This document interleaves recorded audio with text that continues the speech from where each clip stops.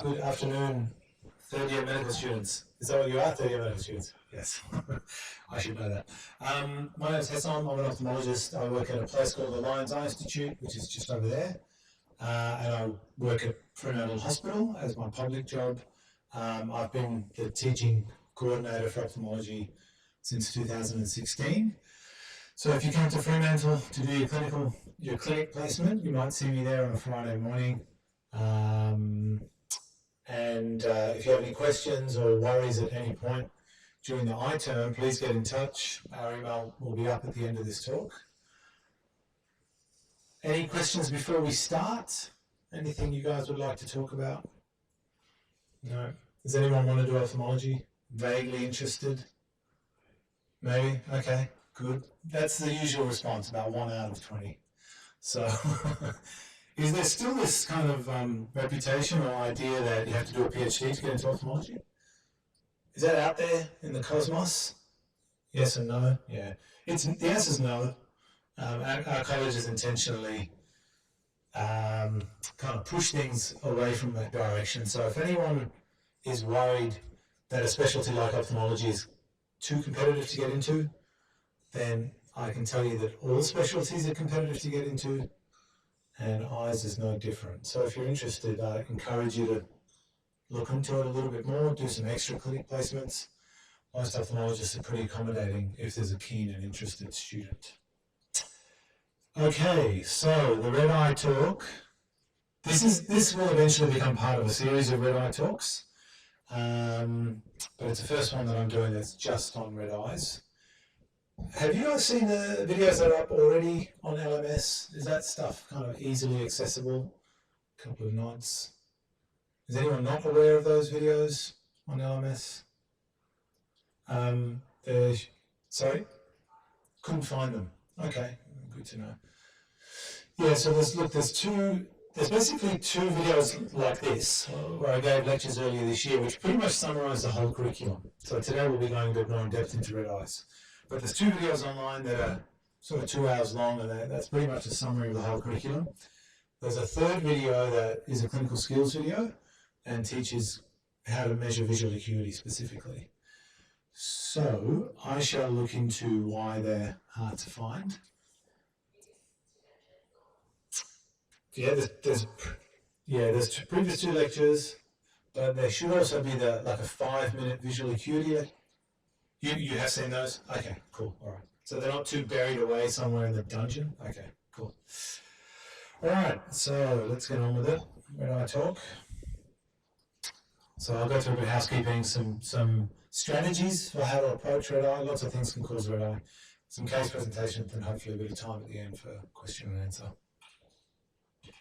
Housekeeping is that your clinical skills workshop is next Friday. Everybody aware of that? Yes? Okay. Definitely worth going to. It's a mandatory requirement, and you'll get your basic ophthalmic skills at that workshop. If you're not comfortable at the end of that workshop that you've done enough, again, get in touch. Occasionally we run revision sessions for people, just give you access to equipment so you can play with it a little bit longer. With your logbook, occasionally we get students who haven't filled in parts of the logbook in full. So by that I mean they will have done 3 of whatever clinical skill or 2 of whatever clinical skill rather than 5. Do complete it in full. The one that students often struggle with is eyelid eversion. It's hard to find opportunities to do eyelid eversion. I would encourage you to do it on each other. So generally it's kinder to do it on each other than on a patient if you haven't done lots of lid eversion before. Has anybody everted an eyelid? No, I don't expect you have to.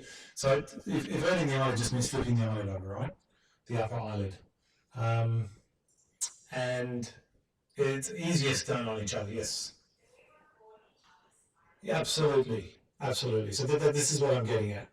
So if you evert your friend's eyelid 5 times, I'm okay with that, okay? But do it 5 times, because you should be better by the 5th time than you are the first time. Eyelid eversion should not be painful. It can be a little bit uncomfortable, but it shouldn't be painful. It just takes practice, okay? And this is the kind of stuff we'll teach you next Friday.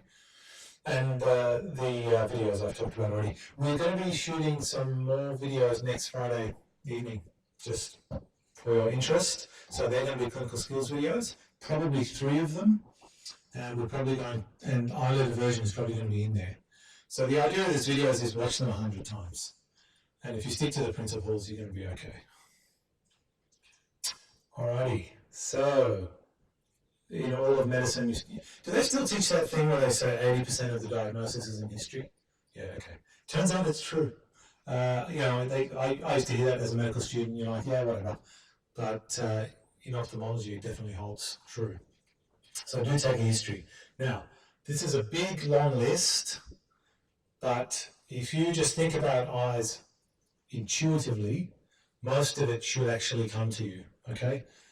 The structure is the same as your normal medical history. So you have the presenting complaint, the history of the presenting complaint, past medical history, meds, social history, etc. Okay? There are some things that are specific to ophthalmology, obviously.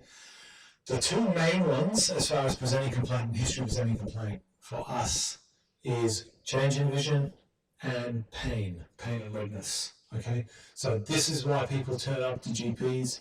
This is why people turn up to emergency departments, because the eye is sore and or red and or vision has changed.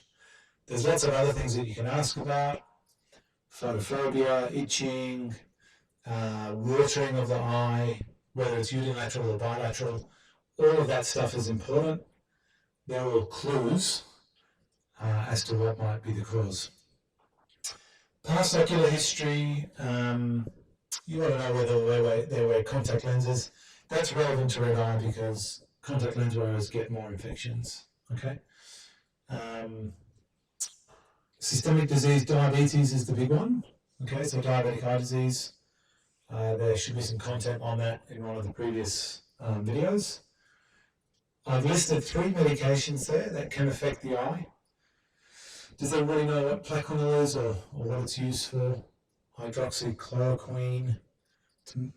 Yeah, rheumatoid and SLE would be the 2 most common things that it's used for. So it's usually prescribed by rheumatologists.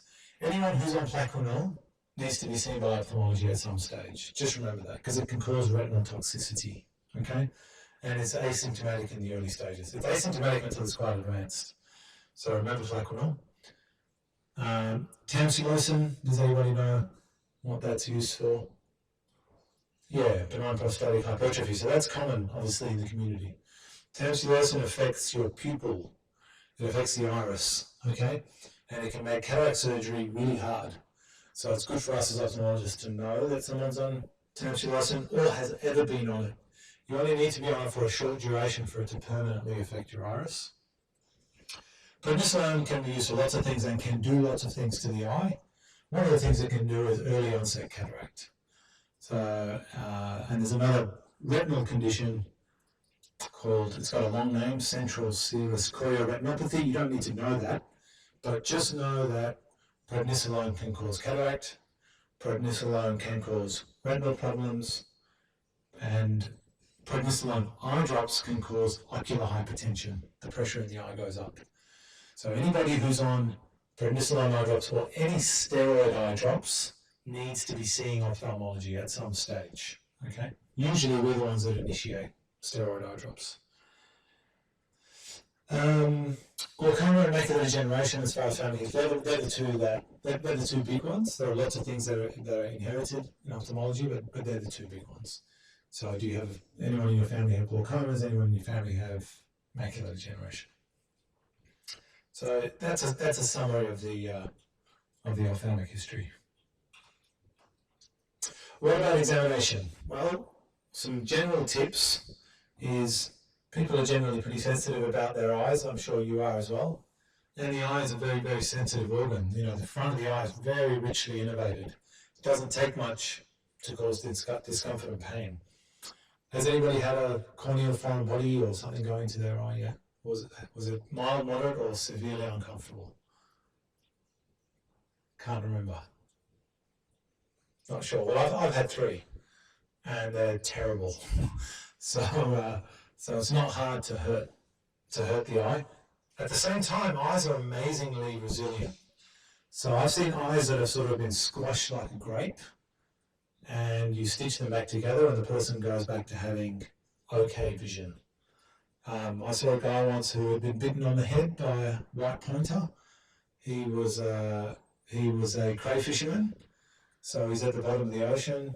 White pointer came along, nibbled the back of his skull. One of the teeth went into his eye and was stuck under his eyelid.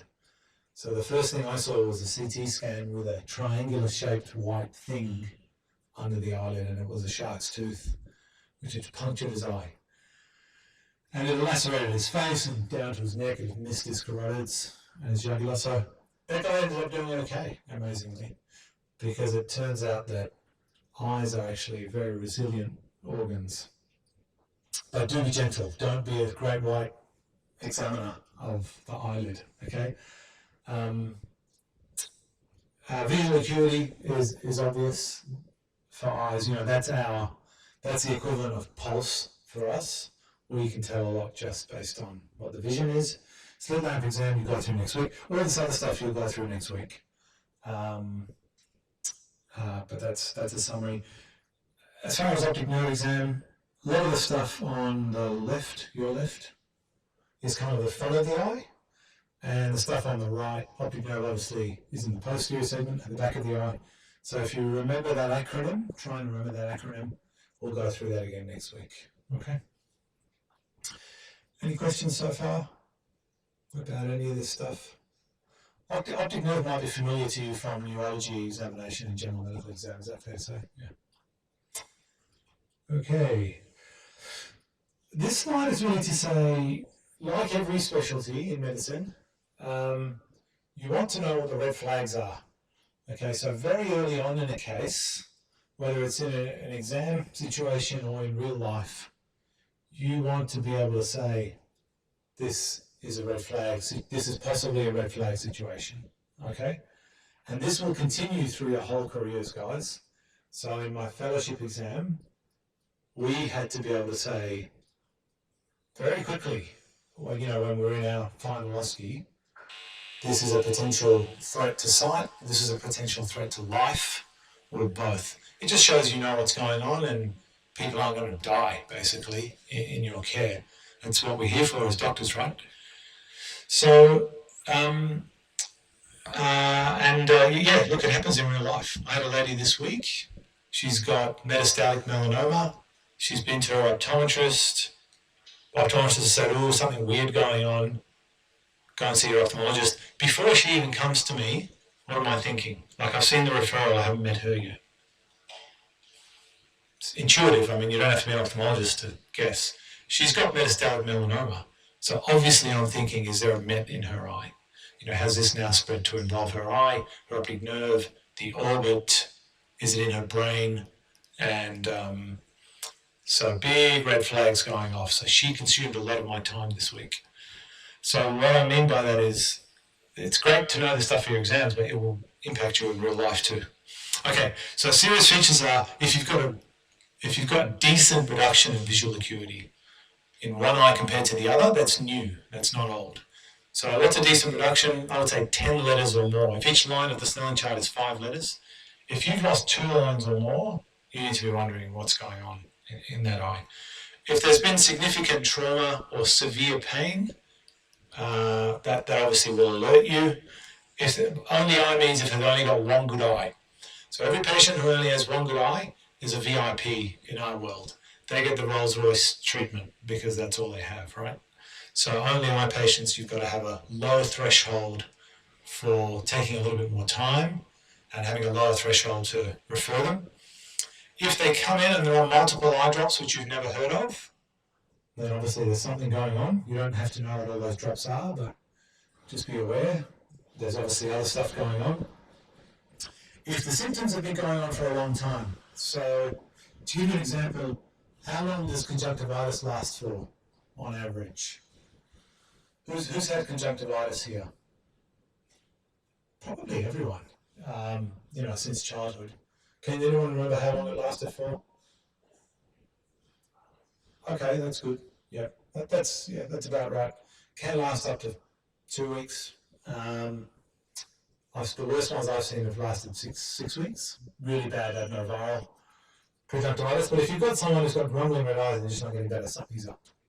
You need to think a little bit more. Another red flag is any recent surgery. Anytime the wall of the eye has been breached or even touched by something, that creates the opportunity for infection. It's usually bacterial infection. The worst infections in ophthalmology tend to happen after these procedures. Thankfully, they're not common. But if someone comes in with a red eye following a recent surgery, injection, something, then your red flag needs to go up. I've listed a few conditions that are either sight-threatening or life-threatening or both. So orbital cellulitis can kill you. It very rarely does, but it can. Severe trauma, if you're in a car accident, your life's at risk already. So they come in with a red eye after being in a high-speed car accident, they need neuroimaging, right? But more than likely they need neuroimaging. Endophthalmitis is infection that involves the whole eye. This is typically after an ocular procedure, so surgery or an injection. Acute angle closure glaucoma, has anybody heard of that condition before? That's when the pressure in the eye, as a result of an acute change in the front part of the eye, the drainage angle of the eye, acutely the pressure goes up. Does anybody know the normal range of pressure for the eyeball? It's okay if you don't, but 20, yeah, that's correct. So that's the population average. Any ideas on what it goes up to in angle closure? It can go up to being unrecordable, which means it's over 70 or 80. So let's say you had a 7-fold increase in the pressure. If you were to press on your own eyeball that much, imagine how painful that would be. So there are people who come in, often they come in vomiting because they're in that much pain. Microbial keratitis is an infection of the cornea, can be viral, fungal, protozoal, or bacterial. Most commonly it's bacterial. And that tends to be a severely painful condition as well. It can really damage your eyesight very rapidly.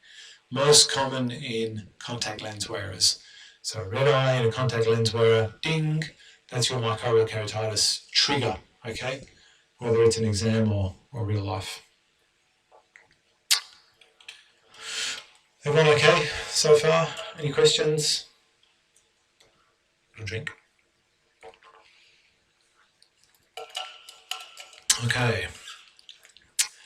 So dehydration can lead to, has anyone heard of retinal vein occlusions? Retinal vein occlusion is when a vein in the eye gets blocked, as the name suggests. Usually happens in over 50-year-olds.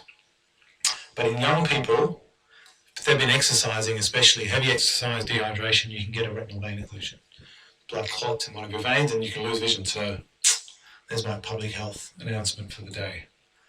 Drink your water. Okay, this looks like a really busy slide. I guess it is. But this is one approach to red eye, okay? And this is an approach that's based on whether it's one eye or both, and whether the whole eye is red or part of the eye is red, okay? So we'll go through it bit by bit. Unilateral red eye, and one part of the eye is red only. Very common thing is a subconjunctival hemorrhage. Has anybody seen a subconj hemorrhage? They look really bad. They look like a little horror movie scenario. They can do, but they're completely innocuous. So they look like bright red blood that's isolated to one part of it. It looks like blood. It doesn't look vaguely like inflammation. It looks like a plop of blood. And it is under the conjunctiva. Most of the time it's innocuous, okay? And it can be a little bit uncomfortable, but it's not usually very painful. Scleritis is super painful. So scleritis is, I have a pain that feels like it's drilling into my head. It's waking me up at night. And if you try and touch the eye, they are super tender. They'll jump, okay? So that's part of the wall of the eye, the sclera becoming inflamed. And it's generally not the whole sclera. It's usually localized. Episcleritis is a layer of tissue that's on top of the sclera and under the conjunctiva. And that usually gives you a very localized area of what we call injection. Injection means inflamed and engorged blood vessels, okay? So episcleritis is uncomfortable, not through the roof painful. It doesn't look like blood. It looks like brightly inflamed blood vessels, and it's usually really well localized and demarcated. Episcleritis and Scleritis tend to have systemic associations of collagen vascular diseases, okay, or rheumatological diseases, so rheumatoid and SLE and polyarteritis nodosa and these sorts of things. So with those two conditions, you need to be thinking, what is there a systemic condition? So that's your localized redness, okay, in a unilateral red eye. If you've got generalized redness in a unilateral red eye, probably the two most common things in everyday life would be a scratch on the cornea, so a corneal abrasion, or a foreign body, a little bit of something on the cornea or under the eyelid, okay?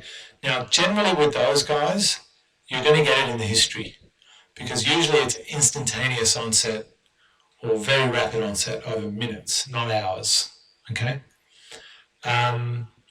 And with foreign body, the person will have been outdoors, they'll have been doing some manual labour, often there's something will have flown up into the eye, right? Often it's tradies. So the most common thing I see is tradies who have been grinding. Has anyone grinded, done metal work, that sort of thing? No. So grinders send off bits of tiny little slivers of metal. People should wear protective goggles, but even if you wear protective goggles, these projectiles can fly in curves. They don't always fly in a straight line, so they can even get around goggles, believe it or not. So that's your sort of acute injury to the front of the eye. Corneal ulcer is your microbial keratitis. So this is very painful. So this is virus, bacteria, whatever, some microbe.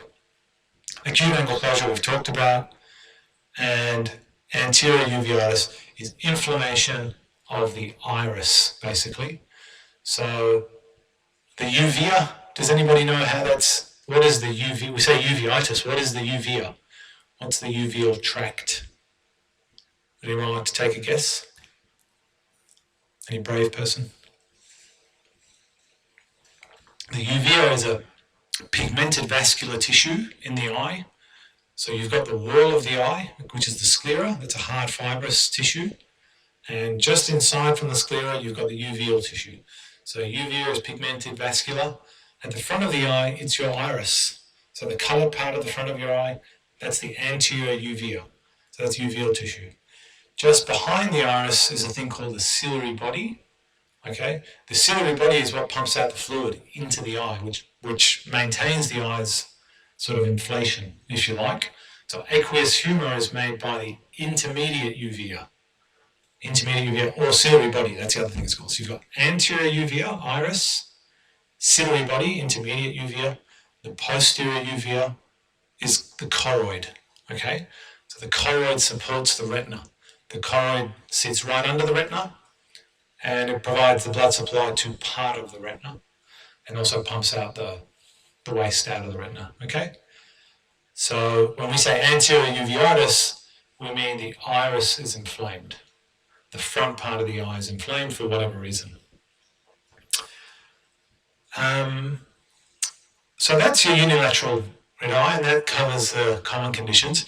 What about bilateral red eye? Well, the most common thing in real life is going to be viral conjunctivitis, okay? So bilateral red eyes, maybe there was an upper respiratory tract infection recently. If it's viral, the discharge tends to be clearer. If it's bacterial, it tends to be thicker. It's described as being thick and ropey, okay? So thicker and more whitish. 70% or more of conjunctivitis is viral, okay? So at least 70% is viral. So if they walk in the door, chances are it's viral if it's a conjunctivitis. If you're not sure, you can do a swab. Swab results tend to be mixed though, because there's so much flora living on the surface of the eye, commensal flora, that it's easy just to get a normal staph species. But we can talk about conjunctivitis more. And then finally, allergic conjunctivitis, if you flip, so they tend to have itchy eyes. It tends to come on either when they're exposed to a certain thing. Often it's a patient who has hay fever or asthma or some other atopic disease. If you flip the eyelid in the bad ones, you can get what are called follicles under the eyelid, which look like it looks like cobblestone. So if you know what a cobblestone path looks like, in a bad allergic conjunctivitis, you can see that if you evert the upper eyelid. But if you've got bilateral itchy eyes that come on in springtime or summer, well, obviously that's a clue, and it might happen every year. Okay, so that's one way of approaching red eye. Okay, here's another way, and this is based around two main etiologies, so trauma or infection. Trauma, you're generally going to have it in the history, so then it's really just a matter of finding out what's been damaged and how much. If it's non-traumatic, then you're thinking, is it an infection or is it one of the inflammatory conditions that I just talked about? And then there's some other stuff. So dry eye is common, pterygiums are common, and that should be AACG, not AAOG, acute angle closure glaucoma. Okay. This is just another way of approaching red eye. I don't know which approach you use. I actually think it's good to be comfortable with all of them, because then in the moment when you're seeing a real life patient, you'll have more of a sort of sensible way of figuring out what's going on. Okay. A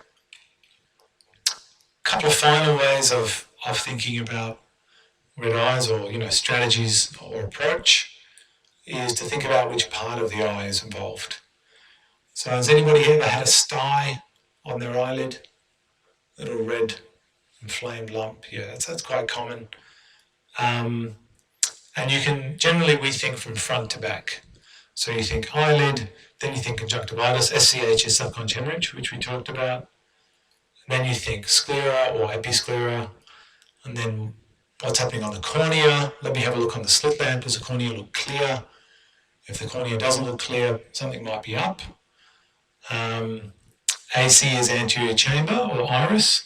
So if they've got uveitis, you're going to be looking for cells in the anterior chamber. You'll be taught how to do that next week, inflammatory cells. Does anybody know what a high femur is? What's a high femur? Any brave person? No? High femur is blood in the anterior chamber. Okay? So often that's in the setting of trauma. So if someone's been whacked in the eye, I saw a guy once who had been playing golf with his friend, and his friend had become frustrated and thrown his golf club, and the golf club head had hit this guy in the eyeball, right? So his whole anterior chamber was filled with blood, right? So we call that an 8-ball high femur. Does anybody play pool or snooker? You know what the 8-ball is? It's the round black ball. He had an 8-ball high femur. So we had to take him to theatre and wash that blood out. And often if you have a high femur, the pressure in the eye goes up, because the trabecular meshwork, which drains the aqueous humor out of the anterior chamber, becomes clogged with red blood cells. Then it can't drain the stuff out, the pressure goes up. So you have a hypertensive high femur. So he had a hypertensive high femur, which required surgery. He did okay. And when he was discharged, he gave me a bottle of whiskey, which was in the bottle was like a golf ball. So it looked like a golf ball. So yeah, he had a sense of humor. But yeah, high femurs, that's a serious condition. It's, if the pressure stays up for too long, it damages the optic nerve. So they need an urgent referral. Endophthalmitis we talked about. So if everything is red, the orbit's red, the eyeball's red, they're in a lot of pain, they've recently had a procedure. That's endophthalmitis really, until proven otherwise. Etiology is a useful way to think about eyes as well, just like it is with any other medical specialty. Okay, so that's the end of the second part of the talk, which is really talking about the approach to the red eye. Does anybody have any questions about that or concerns? Make sense? Yeah. Okay. So I'm now just going to put up a few pictures. Okay. This is what's going to happen in real life. Someone's going to come in, and you're going to see their eyes, and you're going to have to work out what they've got. So if anyone's confident enough to tell me what they think this person has, please feel free to shout it out. Otherwise, I am the patient. This is the OSCE station. Okay? You're allowed to ask me questions. And you're also allowed to ask for examination findings. And I'll tell you what they are and see if as a group we can figure out what this person has.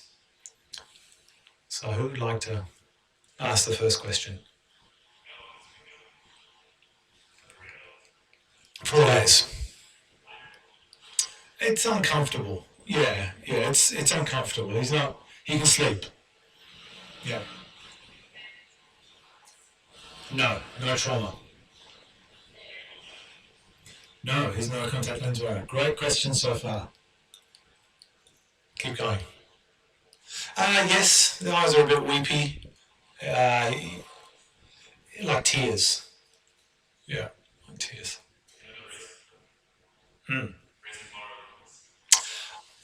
He may have a couple of weeks ago, he missed a couple of days from work. He wasn't feeling so crash hot. Got better with Panadol. You guys are on the right track. Someone wants to call out the diagnosis. Come on. Yeah, okay. Good.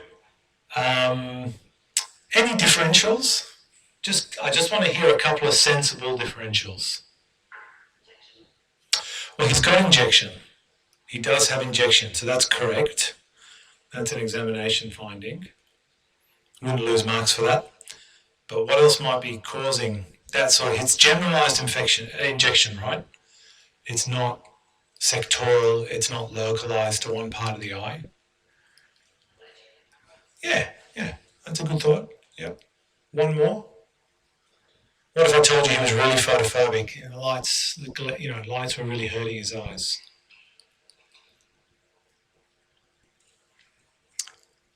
And he's got some sort of inflammatory joint disease. Yeah.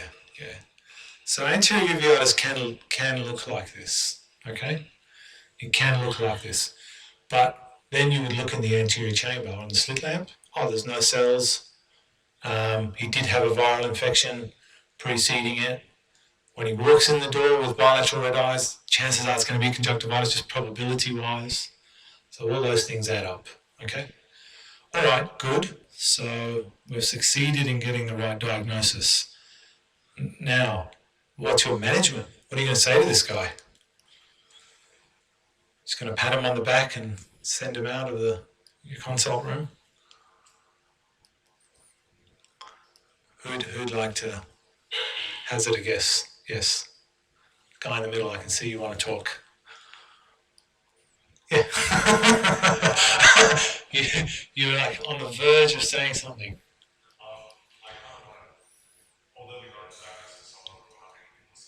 Okay.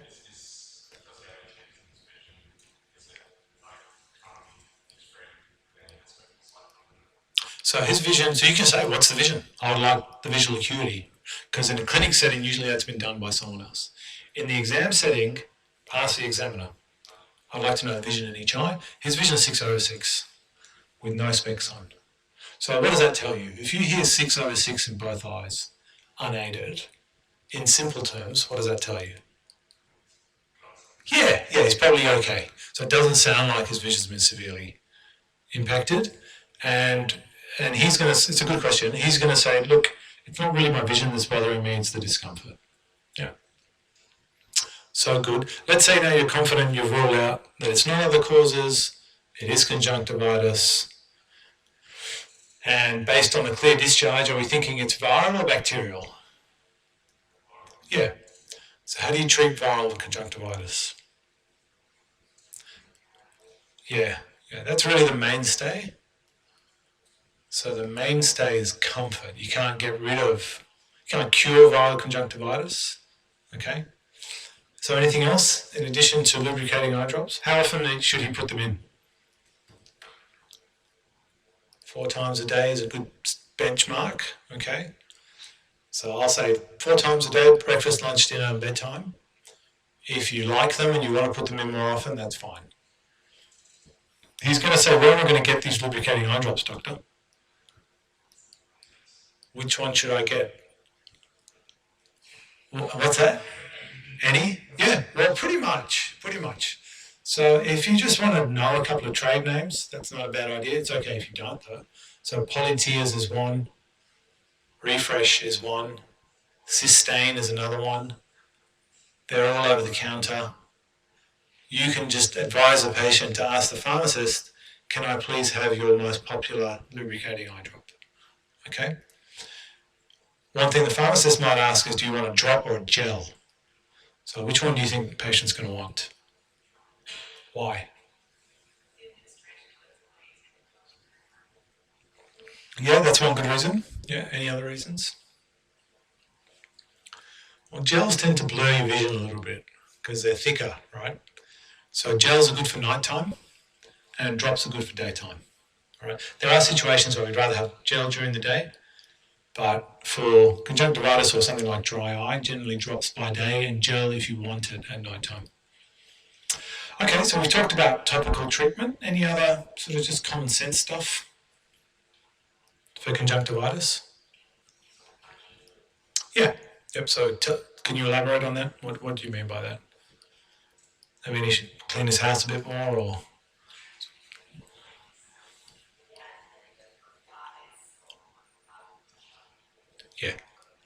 yeah. So really, it's about contact hygiene and hand hygiene, so he doesn't infect other people. So it's about hand hygiene and also sharing stuff with other people. So face towels is one, pillow cases is one, bed sheets, this sort of thing. And if it's in the first few days, it's going to be contagious. So it's probably best to stay away from other people, if possible. Look, anytime anyone's uncomfortable, just mention simple analgesia. Guys, we've had auscultations in the past where you've got a patient who's got severe eye pain, and in real life you absolutely would give analgesia. Don't forget that in the OSCE setting, okay? And then just advice, counselling, this is a viral infection. It may well get worse before it gets better. It started to affect his right eye a little bit. His right eye might become more red before it becomes less red. So just some general advice. And you can ask about contacts as well. Does anybody else have red eyes at home or, in your friends? And if they do, then they need to be seen as well. So that's just a little summary of viral conjunctivitis. I'm not going to go through it all. This will all be available to you on LMS. Occasionally, visual acuity can be affected by viral conjunctivitis, okay? That's actually not uncommon. So if the VA is down, it's been going for a while, or it's recurrent, if something just doesn't add up, then obviously refer. Don't hesitate to refer. With bad conjunctivitis, we'll sometimes use steroid drops, a weak steroid drop. But that should generally be started by an ophthalmologist once other things have been excluded. The one thing we worry about is viral keratitis, okay? So not conjunctivitis, but a viral infection of the cornea. If you start steroids in someone with viral keratitis, it's going to make it floridly worse. So you want to be careful in if you're thinking about steroid drops, you probably want to talk to an ophthalmologist at least. And if you're in the hospital, that means picking up the phone and talking to the on-call registrar, who will be a very helpful and friendly person, I'm sure. Okay, so there's your viral conjunctivitis, okay? So here's the next one. Here's a 25-year-old guy, and this is what he looks like. So again, who wants to ask me some questions about him? Or if you think you can make a spot diagnosis, go for it. Nice. Who said that? Good job. Why did you say that?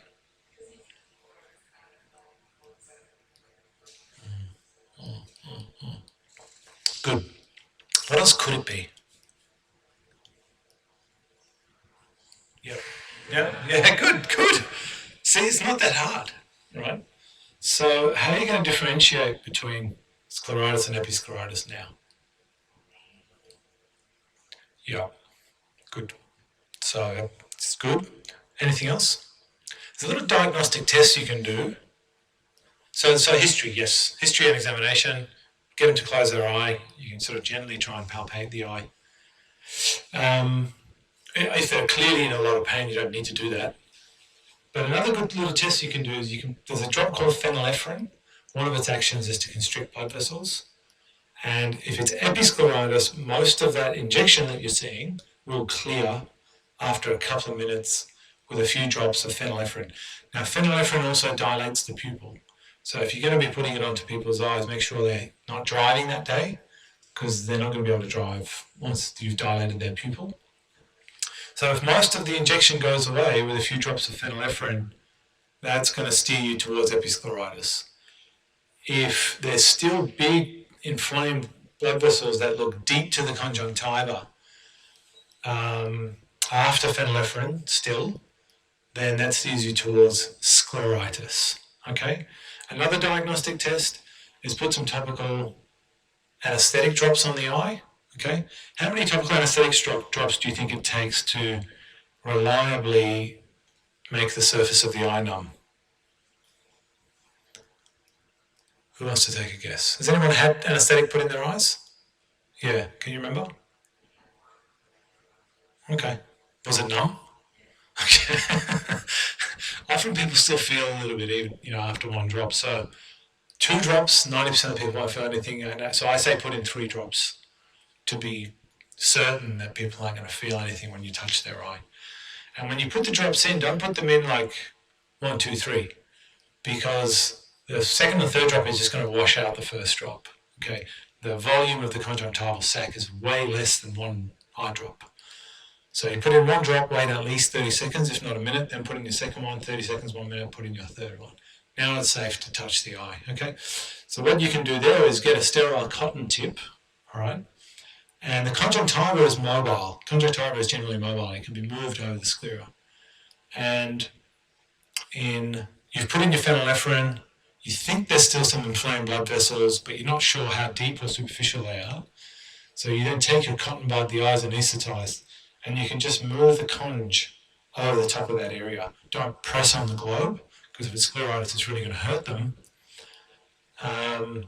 But if the conjunctiva is mobile and the inflamed blood vessels stay immobile, then again, that is now looking much more like scleritis than episcleritis.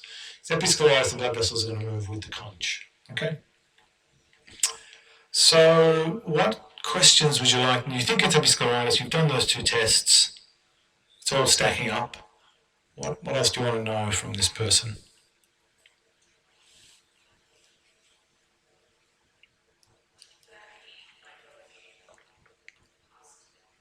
Yeah. So some of the conditions that I talked about, rheumatoid or SLE and this sort of thing. Anything else you would ask? If you're going to ask that question, what else? Let's say they say yes. What else would you like to know? You're going to want to know if it's being treated, right? Is it currently being treated? Who looks after it? Who's your rheumatologist? You need to know all this stuff. Because if they're having autoimmune manifestations in the eye, it's possible that their systemic treatment will eventually need to be changed, especially if it's recurrent. This is a 5th episode of Episcleritis, and they've got inflammatory bowel disease. That's another association. Then, you need to talk to their gastro or rheumatologist or whoever it is. So, okay, you've done all those things, and you're confident you want to treat the eye. So how do you treat? What's the treatment for episcleritis? Or what's the management, I should say? What do? You say, John, you've got episcleritis. It's an inflammation of the middle surface layer of the front of your eye. It's often associated with autoimmune things like the condition that you have. And this is what I'm going to do for you so it goes away. Yeah. You're not going to go wrong by doing that. So let's say you pick up the phone and you actually talk to the ophthalmologist, right? The patient's still in the room. You say, look, I've got this guy, I think it's episcleritis. I'd like to refer him to you, but is there anything you'd like me to do in the meantime? What do you think that person might say? Yeah. What they might say in real life is take a picture on your iPhone and send it to me, which is illegal, but happens all the time. And you do that and they say, yep, I agree. We actually know this guy. He's presented to us before. And so it's going to be steroid eye drops. Do you know what some of the steroid eye drops are? Does anyone? Dexamethasone, yeah? Do you know the trade name for that preparation? Maxidex, okay. That's a good choice. Any others? It's good to know a couple. You sound like you know what you're talking about. So there's one preparation called, there's a fluorometholone is a generic name. There's two trade preparations. One is FML, that's the weakest steroid drop that's available, FML, and the other one is Flarex, Flarex. One of those two is currently not available in Australia. I can't remember which one it is. I think it's FML.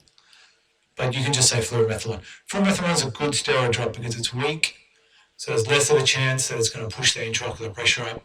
If they decide not to see their ophthalmologist or it takes a while, they're less likely to have those side effects. And the strongest steroid drop is prednisolone. So prednephrine forte, it's called. And the primary ingredient is prednisolone. Usually you wouldn't need prednephrine forte for Episcleritis, but it's good to know that it exists. We tend to use that more for anterior uveitis, okay, prednephrine forte.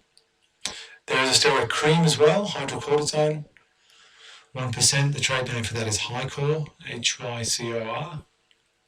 And Hycor is often used at night time in conjunction with a topical steroid eye drop, okay? If in your exam or in real life you say, I'd like to start a steroid eye drop, you're not going to go wrong.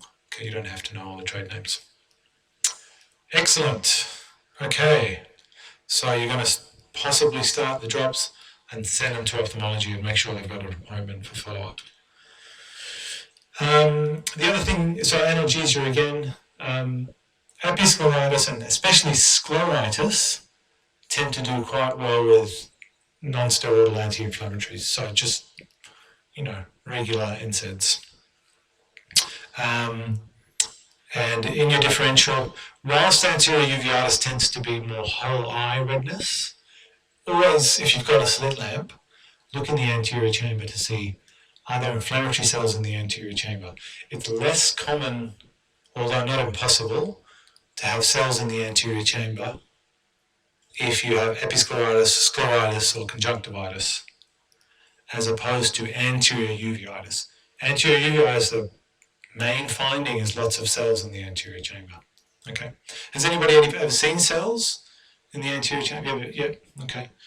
Has anybody, when you go to the movies and you see dust in the beam of light from the projector? That's what cells in the anterior chamber look like. So they look like little specks of dust that are moving in midair, and they tend to move vertically because there are thermal currents in the anterior chamber and the fluid in the front of the eye. So they move up and then they move down. Okay. Yeah, you won't necessarily see any of those next Friday, but we'll show you how to examine the anterior chamber so that if cells are present, you can see them. In your clinic placements, if a patient comes in that is known to have anterior uveitis, try and jump on the slit lamp, ask us, hopefully the person will invite you to have a look and see if you can spot the cells. It's a really useful sign. Half the time with episcleritis and scleritis, it's idiopathic. We go looking for other causes, but we don't find any. But it's just good to know that in the other 50%, there is an underlying systemic cause. Okay, everybody happy with episcleritis? Yeah. So here's our next man or woman. So again, if you want to hazard a spot diagnosis, you're welcome. And if you think the two pictures look pretty different, well, I guess they do. So maybe be guided more by the one on your right.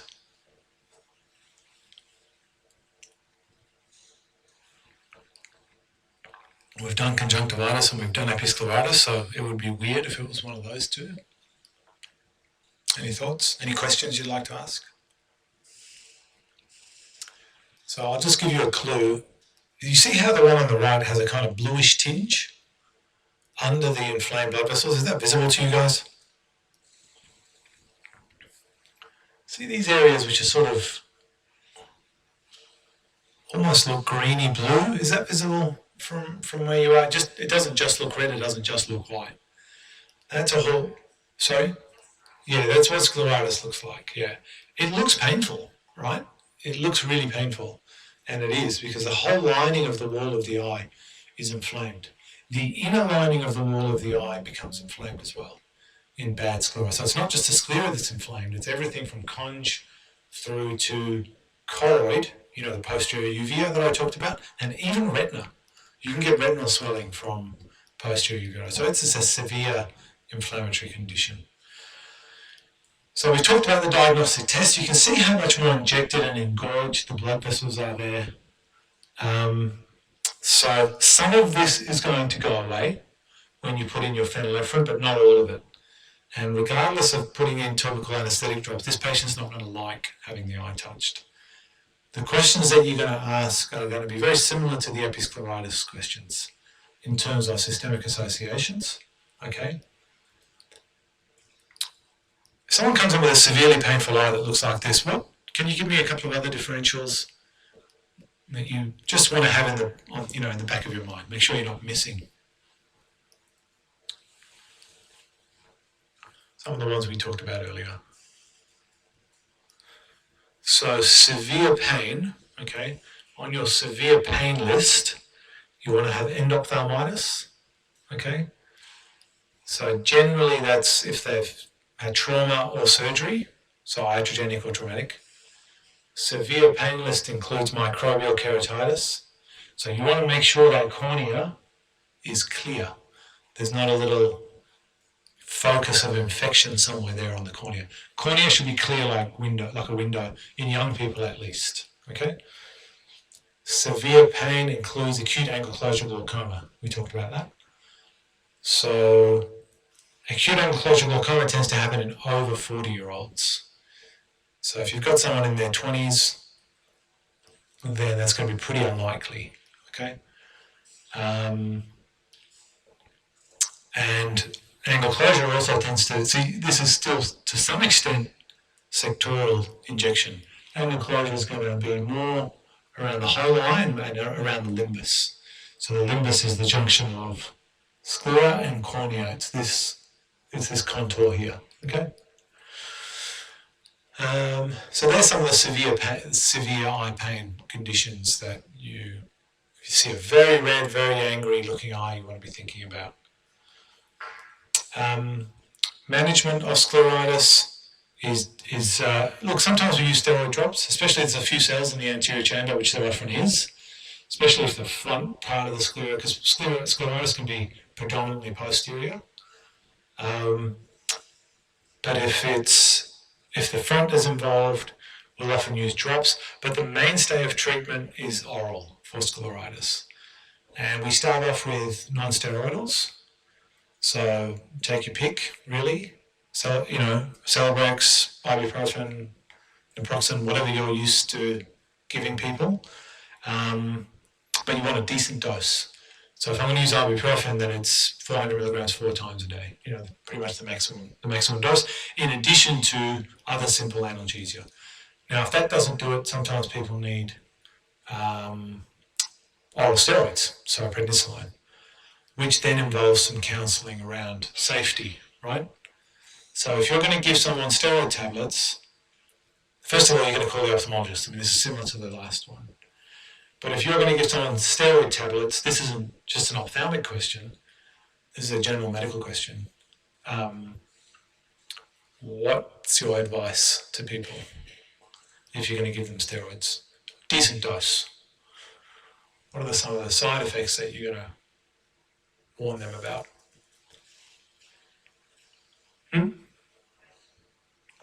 Weight gain? Yep, if they're going to be on it for a while. Yep. What else? Yes, yep, that's a long-term thing again. Yeah, that's a short-term stuff. Yep, good. Yes, good. Rebound symptoms. Yep. Give me 2 other important ones. What if they're diabetic? Yeah. What do steroids do? Yep. And what else? So hypertension. Okay, so they can exacerbate hypertension or cause hypertension. They can make people tachycardic. They can make people. They can make it difficult to sleep. They can knock your mood around severely. So you need to counsel them about all of these things. A lot of the time in young people, steroids just make them feel amazing. Has anyone had to take steroid tablets? They dampen down inflammation. People young people generally really like them. It's more the older people that tend to get knocked around by steroids. Okay, but yeah, if you're thinking scleritis, if you're thinking about steroid medication, then obviously that's a discussion with ophthalmology and followed by a referral. And you can preempt some of these investigations that we're going to go looking for if there's no known history of collagen vascular, which is the most common underlying. Idiopathic needs to be on that list as well, because again, that's a big proportion. Okay, guys. We're getting towards the end. I can't remember how many cases I've got, but I know that we're getting there. So this could be a spot diagnosis. Okay, you're in the OSCE. You get given a picture. You're allowed to ask questions, but if you're confident, fire away.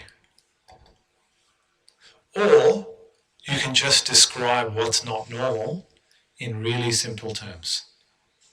So what's the abnormal thing?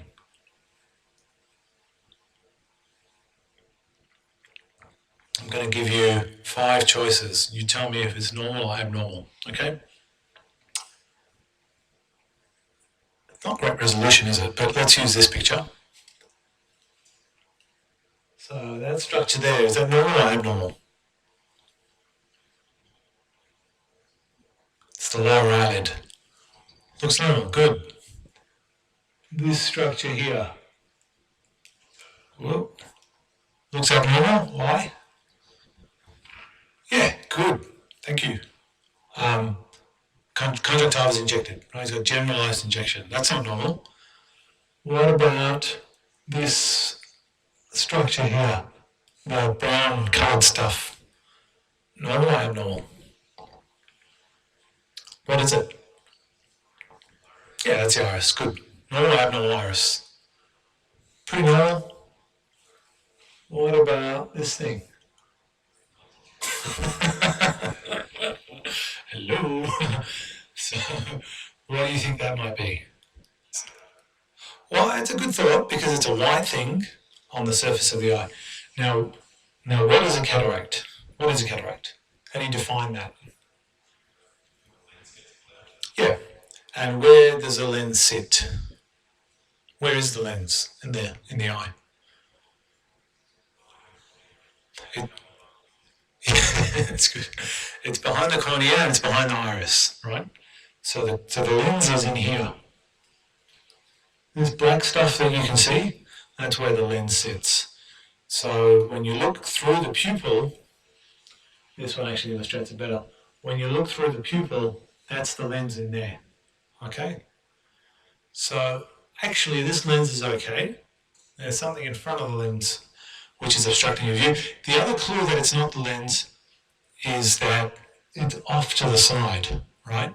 Whereas the lens is situated very centrally within the front part of the eye. This is not centered over the middle of the eye. It's centered towards off to the side of the cornea. So if it's not on the lens, yes, it is microbial keratitis. So it's an infection of the cornea, right? So you can see this is the slit lamp light reflecting off the surface of the cornea.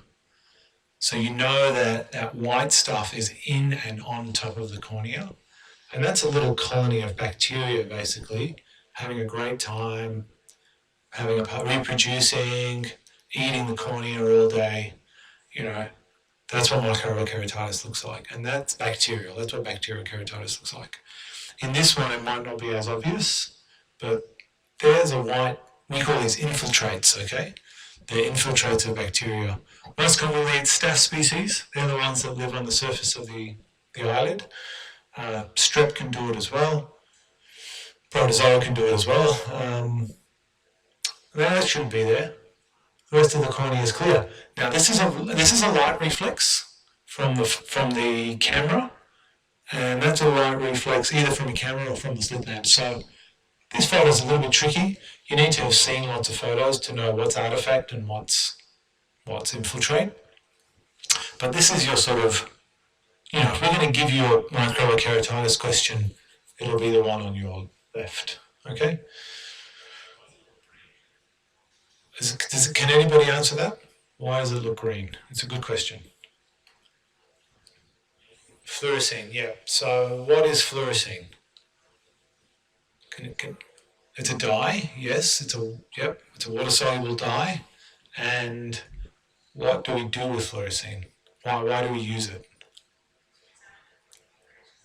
Yeah, to examine the front surface of the eye in general.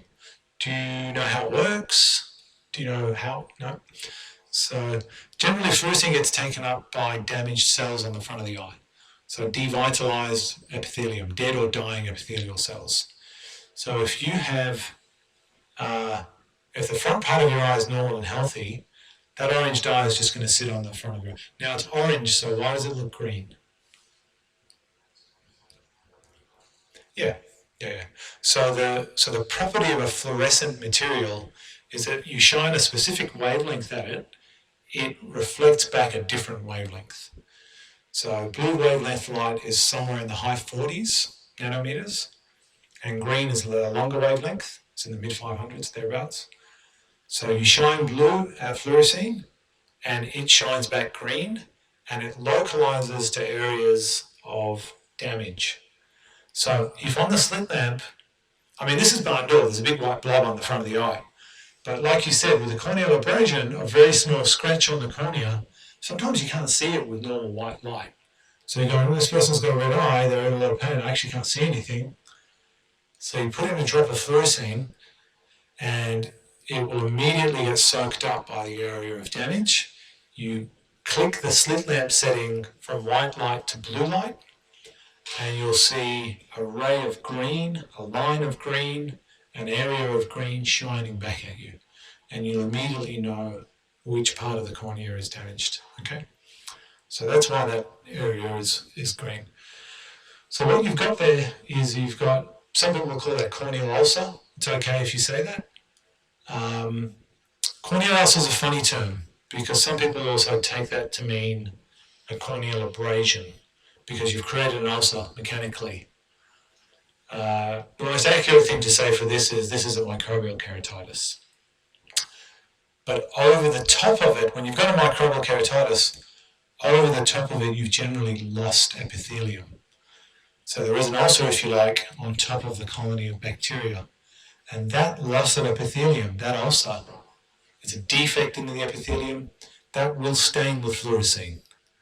So if I had the blue light on here, you'd perfectly see the size and shape of the ulcer, the missing epithelium that's sitting on top of the microbial infiltrate. And you'd say, we've got a microbial keratitis with an overlying epithelial defect. Oh my God, you would just get immediate gold medal. But if you just say, look, there's a white lesion on the cornea, the eye looks red, I'm worried about infection, great. That is very reassuring to me as your colleague, basically, or as an examiner, or whatever the situation is. Okay? All right, so what would you like to know? What would you like to know about this person? What do you think the vision's going to be?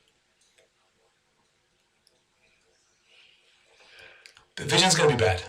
Yeah. This guy's vision is going to be 6/18 at best. Probably worse. The very center of the eye isn't affected yet by the infiltrate, but there'll be a lot of edema here. So the whole area becomes swollen. So the vision's going to be down. He's going to be in a lot of pain. What other history do you want to know? What's important in the history with microbial keratitis? We talked about it earlier. Yeah, that's really important. Why is it important? A couple of reasons.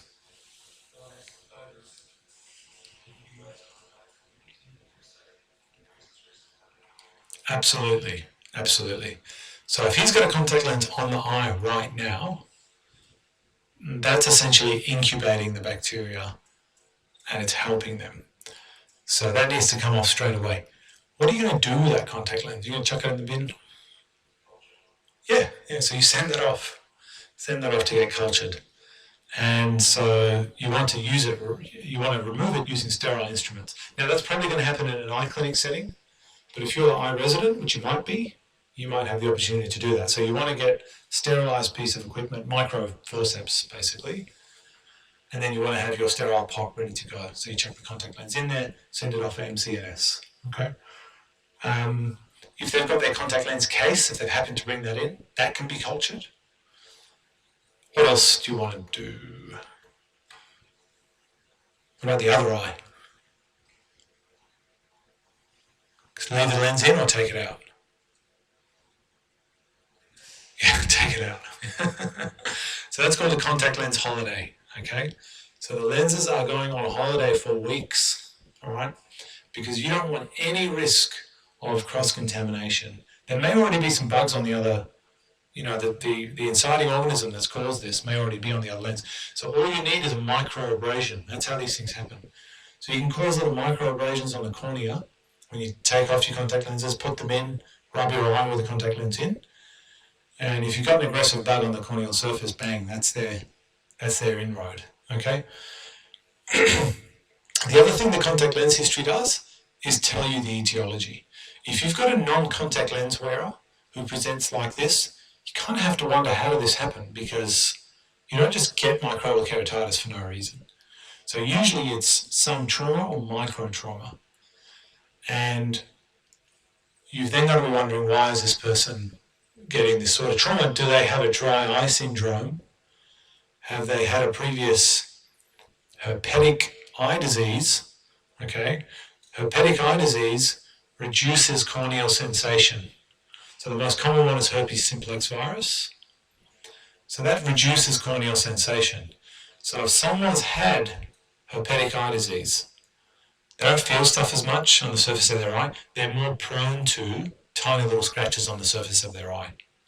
Little foreign body, they don't blink it away, they can't really feel it.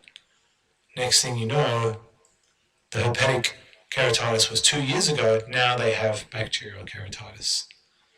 So what I mean by that is, if they're not a contact lens wearer, you have to think about, why are they immunocompromised? Are they poorly controlled diabetic?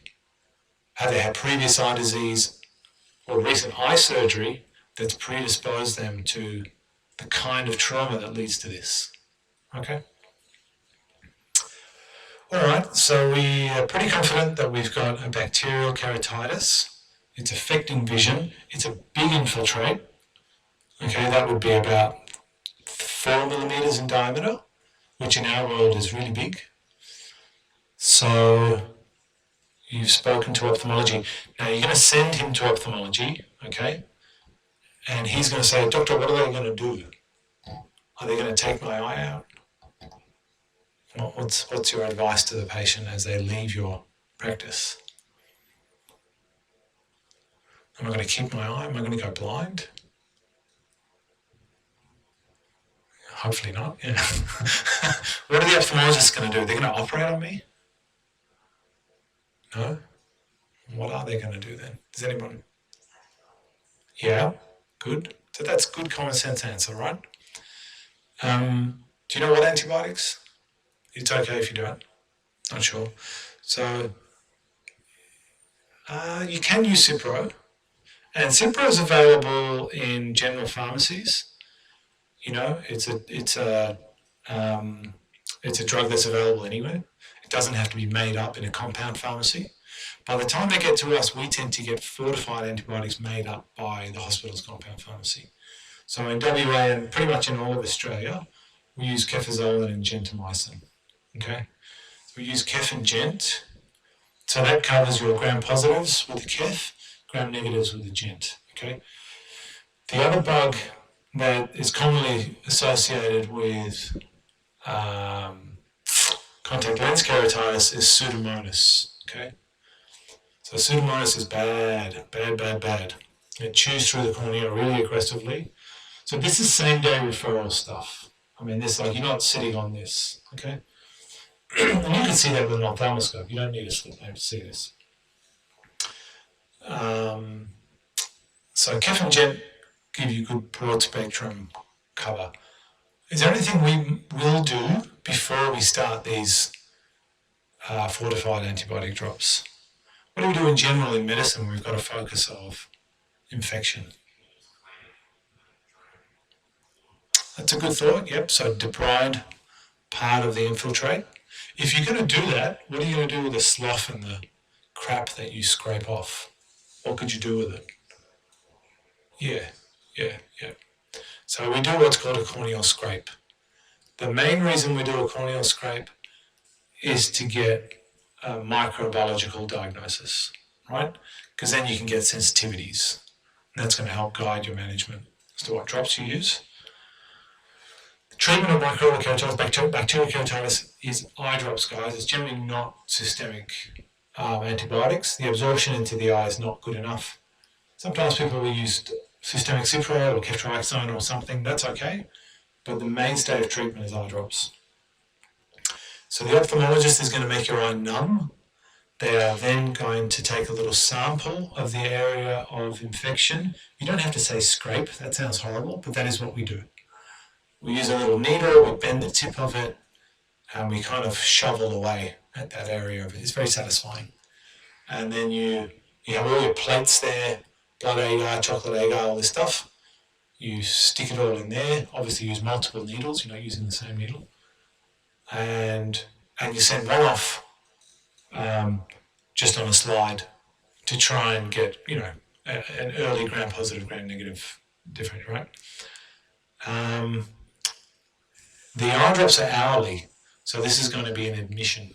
In most cases, it's going to be an admission for at least 48 hours. So this poor person is going to get woken up around the clock for 48 hours, right?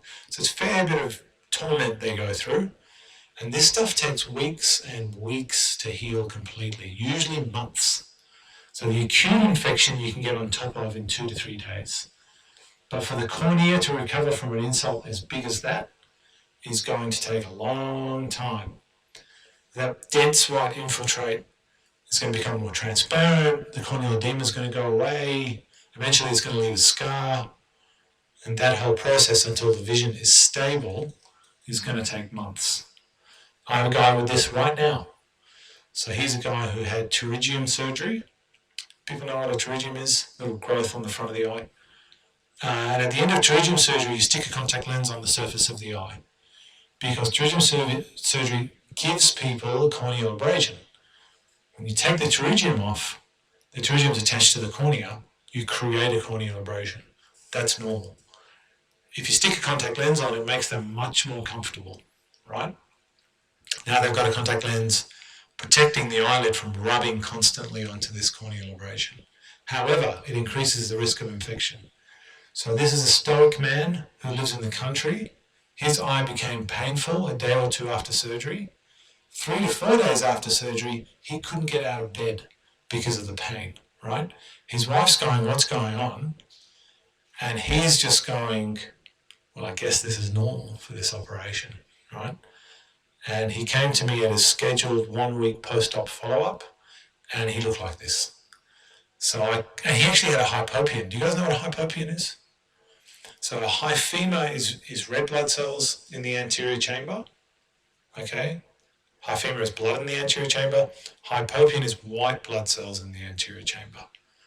And a hypopion has a fluid level. You know, like you see a fluid level on a chest x-ray or something?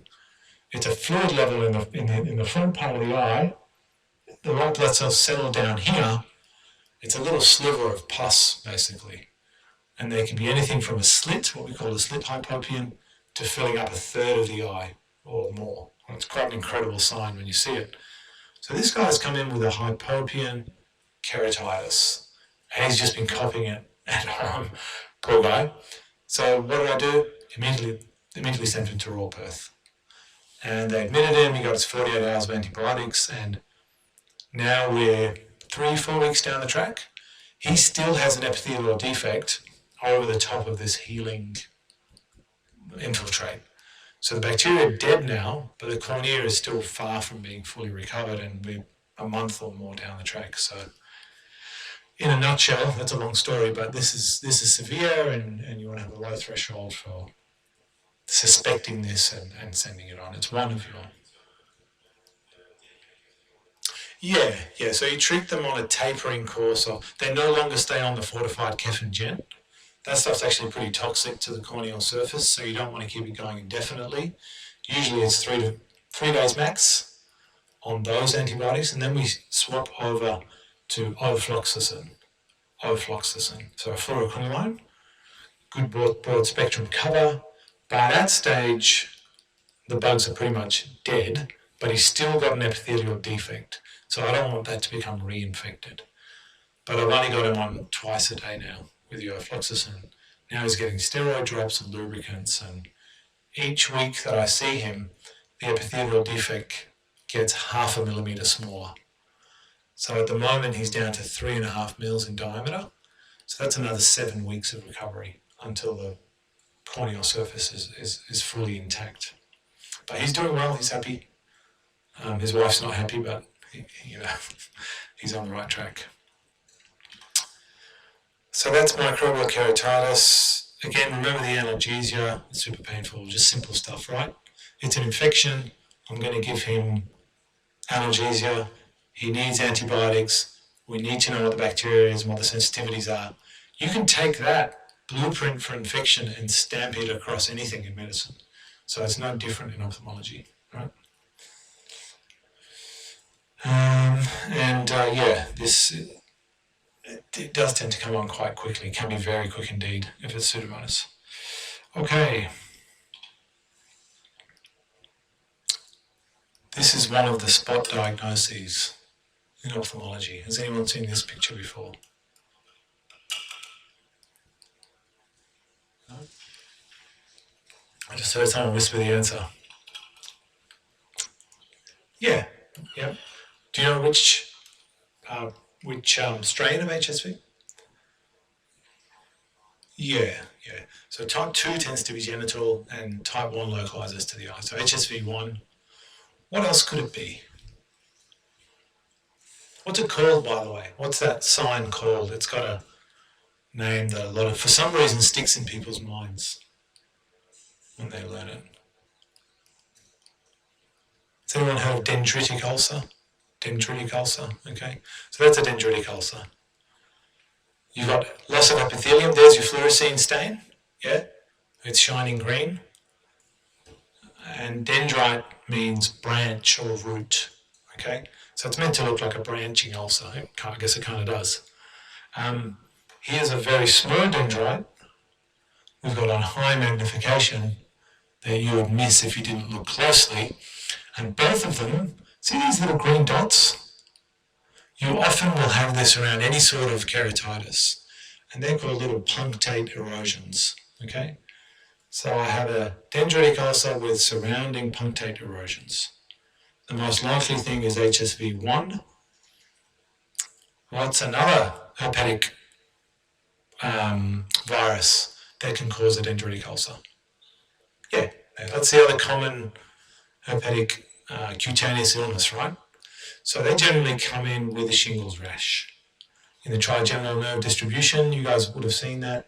So V1 distribution comes in with a red eye. You're worried about a dendritic ulcer. Shingles can also give anterior uveitis. It can cause an optic neuropathy. It can cause a viral retinitis. It can do anything. It really does, thankfully. How do you treat shingles? What's the treatment? Yep. And any other tips on treating shingles with acyclovir? 72 hours generally, yep. But there is a time frame. That's good. And that's about it. So if you're confident in shingles, then the treatment's oral. If it's not shingles, then how do you treat it? If you think it's HSV1. Is there a topical acyclovir preparation? Yes. Use it for cold sores, right? So we use the same thing.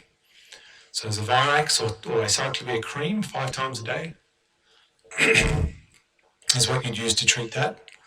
And if you're not sure, then you can not scrape, but swab these. So you know the dry orange swabs that you can send off for a viral PCR? Look for one next time you're on a ward somewhere. So you can anesthetize the eye and actually swab the dendritic ulcer, send that off, query HSV1, query VZV, varicella, right? And that'll give you diagnosis. So this is like classic sort of exam question, and you want to go, ooh, that's an dendritic ulcer. It's either simplex or it's zoster, simplex topical treatment, zoster oral treatment. Both of them, was this person immunocompromised? Why is this infection happening now? Because often it happens if they're a bit run down, concurrent illness, fatigue, whatever. Okay. And this was the one where I talked about no steroids. So topical steroid drops will send all of that through the roof. So really it's either topical or oral. Acyclovir. Does anybody know what Hutchinson's sign is? Have you heard of that at all? So that's when you've got a shingles rash, and what you want to know is, does it extend down to involve the tip of the nose? Okay.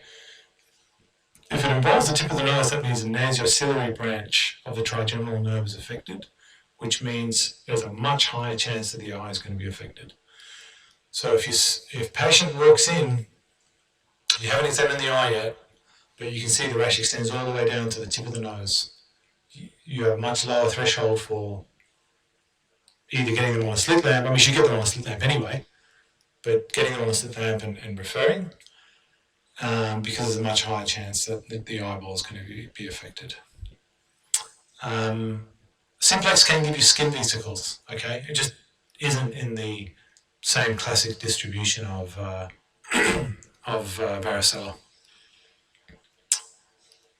Okay, so that's shingles. And I believe this is our final case. So would anyone like to tell? There's 3 signs here which these slides are demonstrating, okay? So can anyone just want to describe that? You don't have to know what it is. If you know what it is, shout it out. But what's the main abnormality there? You wouldn't normally expect to see.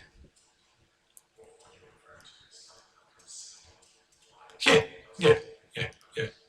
So you're thinking uveitis already, right? Good. So that's what cells in the anterior chamber look like.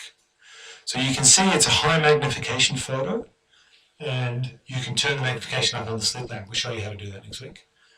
And you're shining it sort of towards the pupil on an angle.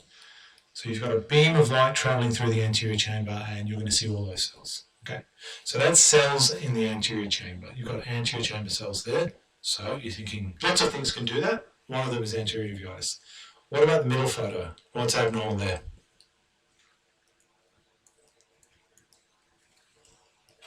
How do you describe those things in simple terms? You've got lots of white dots on the inferior half of the cornea that you wouldn't normally expect to see, right? Now, if you put those 2 photos together, where do you think those white dots might be? On which part of the cornea? On the inside or the outside? You've got tens of thousands of cells floating around in the anterior chamber. Yeah. And so what might they be?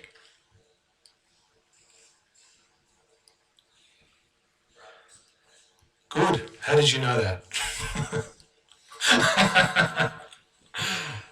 Such a good student. No. Yeah, that's exactly right. So keratic precipitates. Keratic relates to the cornea, and a precipitate is a precipitate. So it's a very non-specific way of saying there is stuff which has accumulated on the cornea, but we use it specifically to refer to clumps of white cells, generally in anterior uveitis. So these are 2 of the signs of anterior uveitis now. Anterior chamber cells, keratic precipitates. Now there's a 3rd sign in that last picture.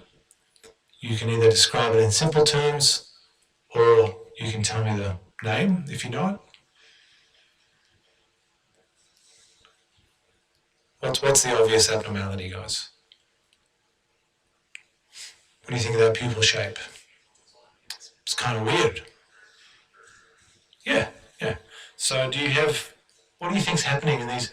So this is trying to be round, this is trying to be round, but there are these spots here where it's drawn in towards the middle, right? What do you think might be happening there? Remember, we're thinking anterior uveitis. So the iris, the anterior uvea, is inflamed, right? It's inflamed. Now, that can affect muscle function, but for it to be so segmental like that is unusual. Remember that the iris sits on top of the lens. We talked earlier that you've got cornea, anterior chamber, iris, lens. If the iris is inflamed, it can get sticky. So parts of the iris actually become adherent to the underlying capsule which lines the capsule that holds the lens, right? It's called the anterior capsule. So it's focal points of iris sticking to the anterior capsule. We call that posterior synechiae. Posterior synechiae, okay? SYNAE something or other. I can't remember the spelling. But these are three sort of real hallmark signs of anterior uveitis. Cells in the anterior chamber, chromatic precipitates, posterior synechiae. This is anterior uveitis until proven otherwise. Whenever you think about cells in the anterior chamber, you want to think about flare as well, okay?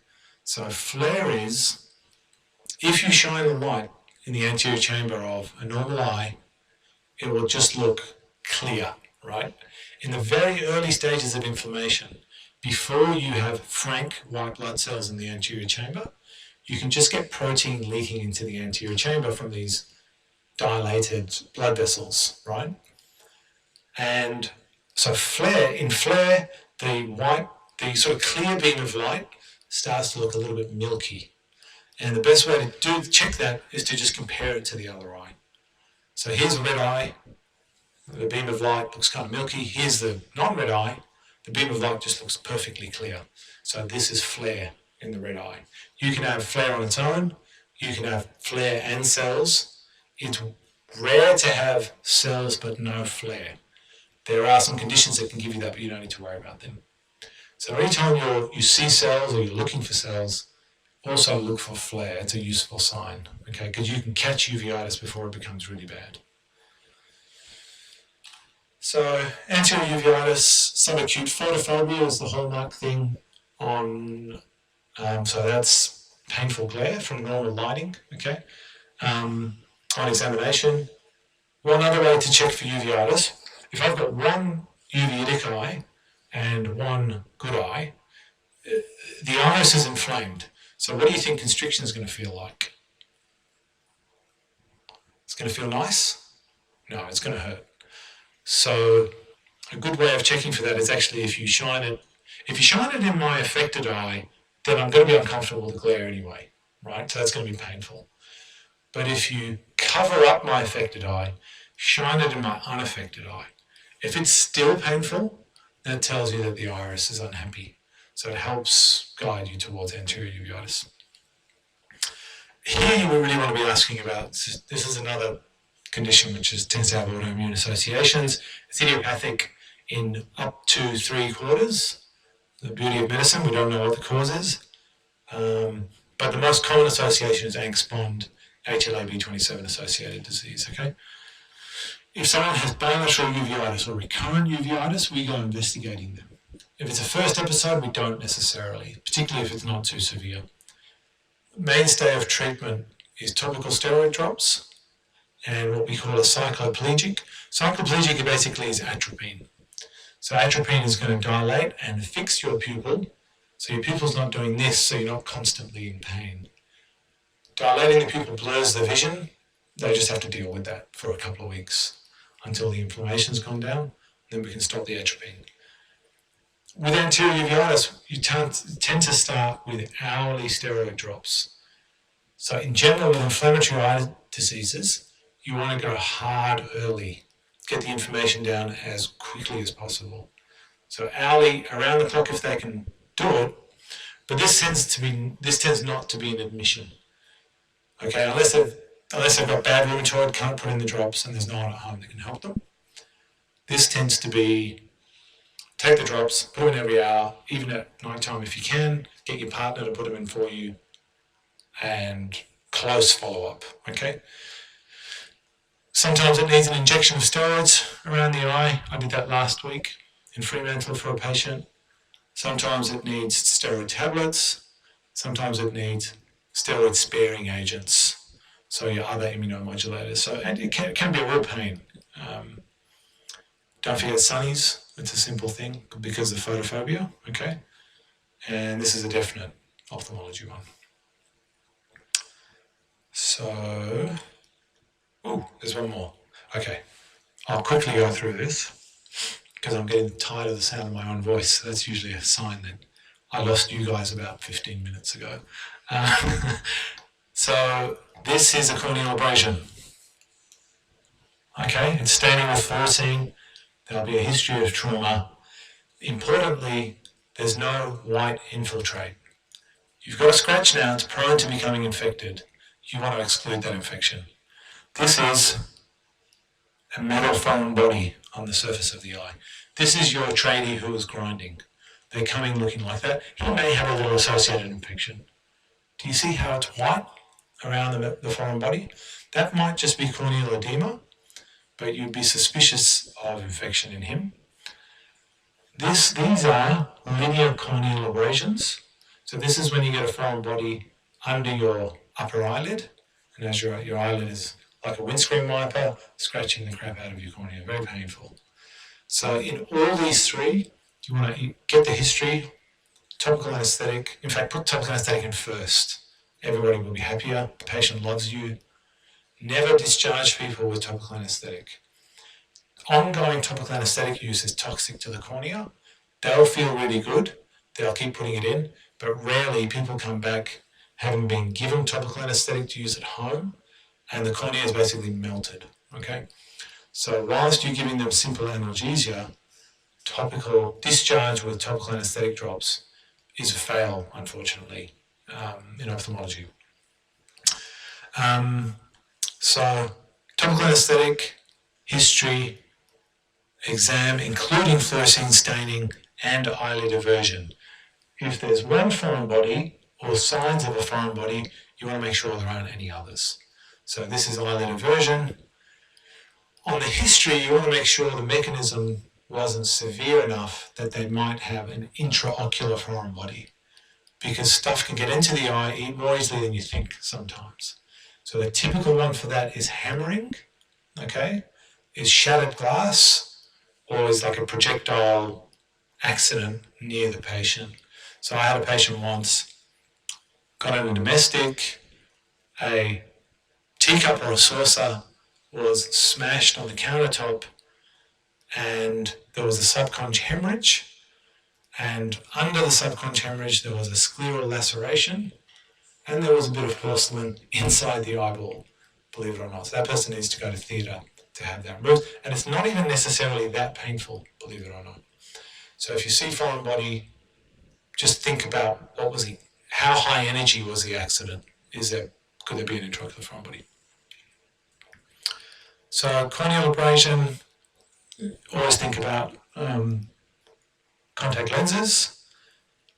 Mainstay of treatment is topical antibiotics, analgesia, plus or minus patch the eye. Make sure they have follow-up so they don't get an infection. 2 to 3 days, most of these people will be fine. Foreign body, again, you're worried about infection, you're worried about missing foreign bodies. That foreign body needs to come off. So we'll talk about that at next week's workshop. But in summary, that's topical anesthetic. Then you're going to use a fine needle. You're going to have the correct technique, and you are going to pluck the foreign body off the surface of the eye. It's very satisfying. It's a high five moment because you can show the foreign body to the patient and they love it. They know it's out. And then you're going to give them topical antibiotics and make sure they have follow-up again so they don't get infection. So condylar abrasion and foreign body I sort of think of in the same vein, because if something scratched your eye, there may still be a foreign body hanging around. Okay, that definitely is the end now. These are some of the references which you can use. When I was a medical student, I used the second one. I think that's a good book, ABC of Eyes. It's pretty comprehensive. This guy online, has anybody used this ophtho book? He's really good. He's got a bunch of videos online. He's like a animator. He's really good with computers, so he's got some really cool stuff online. He's an ophthalmologist himself. And then there's the 3 things that we've got online now. There'll be a 4th when this one gets uploaded. So yeah, thanks for listening, guys. That's pretty much the end of my talk, and happy to take any questions if anybody has any. No? Happy? Okay, well, go forth and conquer. All the best. Yeah. Clinic allocation is going to go very soon. I was just speaking to Jade, who organises those. So they're either on LMS already now. They are? Okay, there you go. Yeah. So, yep, see you for Fremantle if you come there. Otherwise, all the best. And, yeah. There's no. Yeah, correct. Yeah, so do them all yourselves. And if you've got any questions, get in touch. Yeah? Okay. All right, guys. Thanks.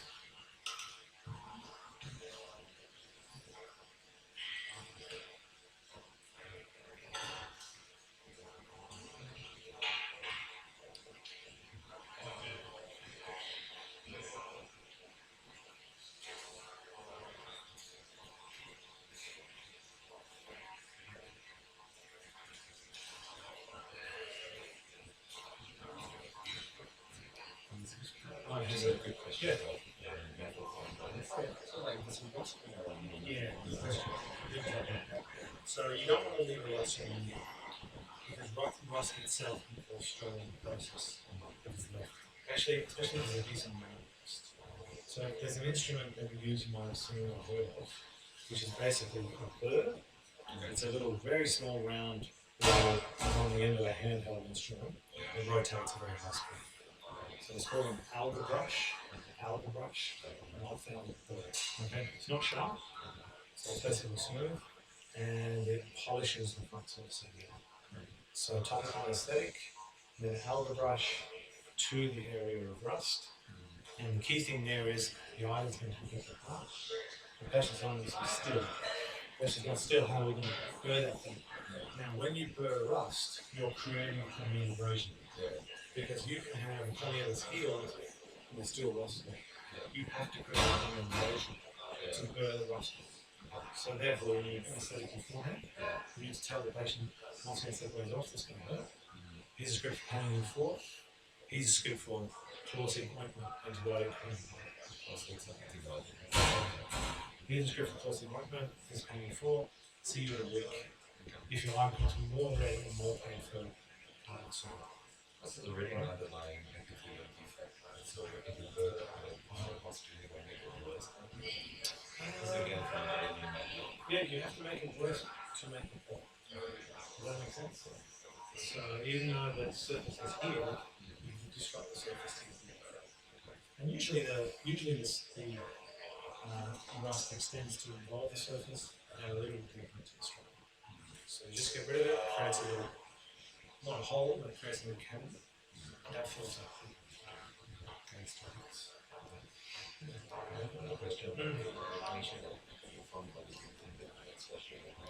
Yes. Yeah. Look, it's tough because you guys really only have access to the handbook of that screen. Right? So, for you to see a foreign body, it has to be in a very limited field in the center of the back of the eye, which is the view that your home concept is towards. So now that might be 10 degrees of view that you're getting lost. To see the whole back of the eye, you need 200 degrees of view. So that's never going to happen.